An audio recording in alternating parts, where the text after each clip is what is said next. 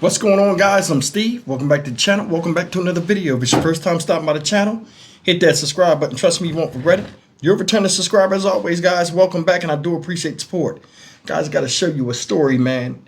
And it goes back to what I was saying, a couple of times when we talked about prison and jail and stuff. And I said to myself, in my opinion, jail is worse than prison.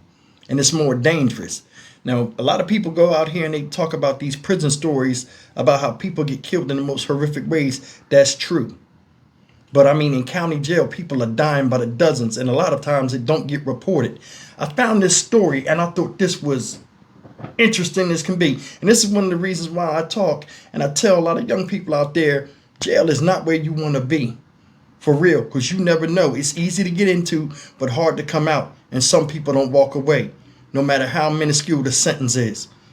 Today we're going to talk about a Cumberland County, Pennsylvania man that died in prison the first day he got there serving a 90-day DUI sentence. See this guy here? This man you see up here is Eric Gaynor, 41 years old. He was a father and a husband. His wife dropped him off to start his prison sentence of 90 days at Cumberland County Prison. He never made it to the next day. This man was beaten to death by his cellmate, this guy right here. D'Angelo Nailing, 33 years old. The other guy's 41 years old. While he slept in his bunk. Let that sink in. Just got there and beat to death. Take a look at this story and we'll come back and talk about it. Well, it was just supposed to be a 90-day DUI sentence at the Cumberland County Prison, but 41-year-old Eric Garner never made it home, unfortunately. In fact, less than a day after he was booked, he was beaten to death, allegedly by his own cellmate. CBS 21's Kennedy Miller spoke to his family, who say they are completely heartbroken and they want answers tonight. But this was just cold-blooded murder. He murdered him. I still feel like it's a nightmare. It's not real. On October 23rd, 41-year-old Eric Gaynor took his last breath. He was a father, brother, son, and beloved bartender from Williamsport. His family tells me he was known for his kind heart and humor. He took a kind, gentle soul. Eric wouldn't hurt a fly. And for his last moments to be that fear. He just had an energy that was undeniable. He touched everyone that he was around. Gaynor had just started a 90-day DUI sentence on October 22nd. His girlfriend, Tessa Shorb, dropped him off that afternoon, never imagining it would be the last time she saw him alive. I told him that, don't worry, it is one of the safest jails, the nicest jails. Like, it's going to be easy. You're going to get through it. But the next day, she got a call no one wants to receive.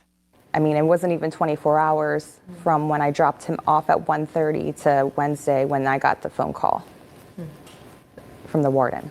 Investigators say the man that you see on your screen, 33-year-old D'Angelo Nailing, walked into Gaynor's cell, beat him to death while he slept. Nailing is now charged with criminal homicide and remains in custody at Cumberland County Prison. It was tough to see him like that.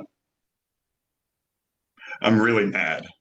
I don't know why you would beat somebody like that, no matter what was said or anything. He took the better part of me. I mean, if I could trade places with Eric, I would have in a heartbeat. As the family continues to grieve, they're holding on to memories of who Eric was. I mean, we made it through the worst of circumstances together. And somehow I think we became somewhat respectable men. He was an awesome dad. The biggest dorky dad joke teller ever. He just loved to make people laugh. And even as the family celebrates his life, they can't help but ask how this happened. You know, with brain injuries, there's seconds matter. Seconds matter. Minutes matter. How long was he there? How long did they keep him in their infirmary? How long did it take for somebody to come to his aid?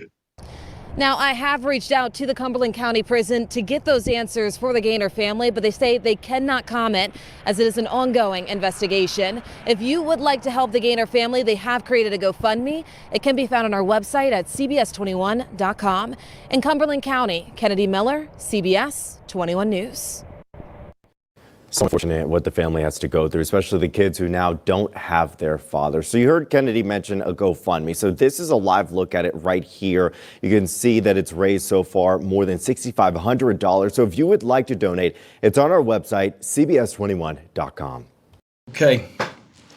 As upsetting as that is, that's a reality. Now, me thinking back to my time when I was in jail serving time, I think a lot had to do with him never being locked up before.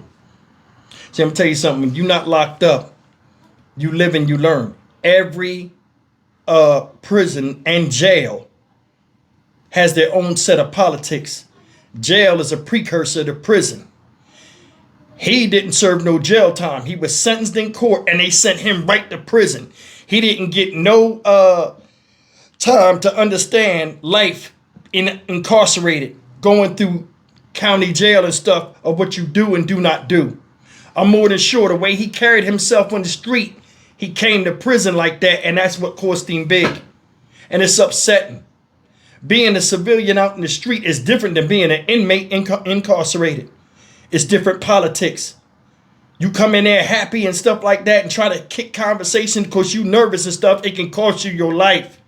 This man was killed, beat to death, his first day in prison. I think it's more than just he came in there and just went to sleep and somebody attacked him. I think it's more than that.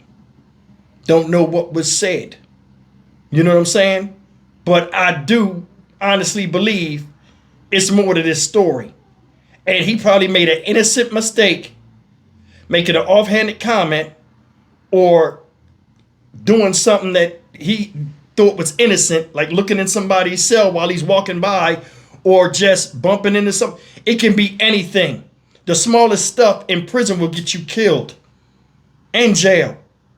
Jail like kind of trains you and gets you ready for what's ahead when you have a bid to do. He skipped that part and he went right into the fire. That's rough.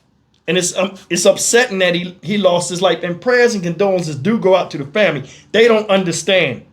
But in jail, ain't nobody coming to save you if it get real. You know what I'm saying?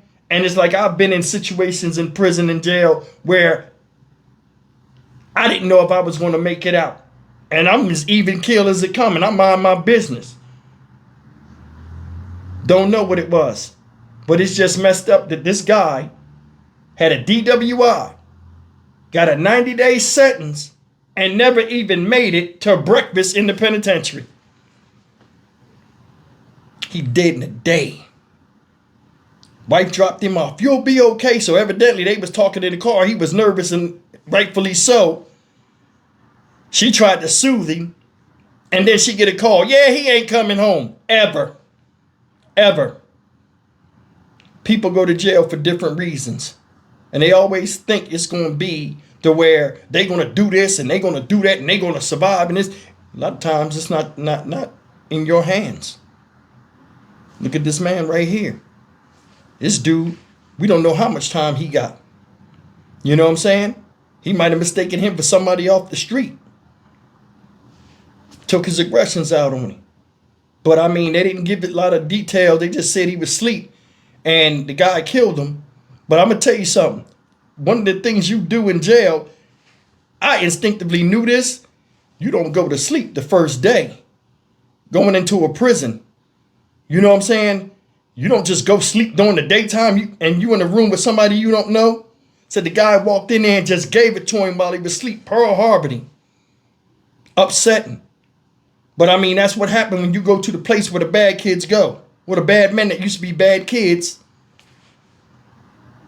Just upsetting, man. I mean, people, and like I see stories like this and it upsets me because I see younger people just throwing their lives away, living recklessly, getting break after break after break, and it's never enough. And then they wind up going to jail and being put in a position like this where they lose their life. And then a lot of times, not in this case, the family blames the people. We want justice. We want answers. The answers lied in what got your son or daughter in that position in the first place. It's upsetting. You know what I mean? I went one time and I said, you know what? I'm not going to put myself in this position again. I don't care how bad I look or what it is. I don't give a damn. I don't want to be in a position where people tell me when to get up, when to go to the bathroom, when to sit down, and all kind what I got to eat. Man, it's not worth all that. Ain't nothing out here in the streets worth that. And it's just upsetting that this guy went in there for a 90-day sentence and didn't make it one day. May he rest in peace. I'm Stock Market Steve for the Dynamic Reason channel. As always, like, comment, share, and subscribe. I will see you in the next video. Take care.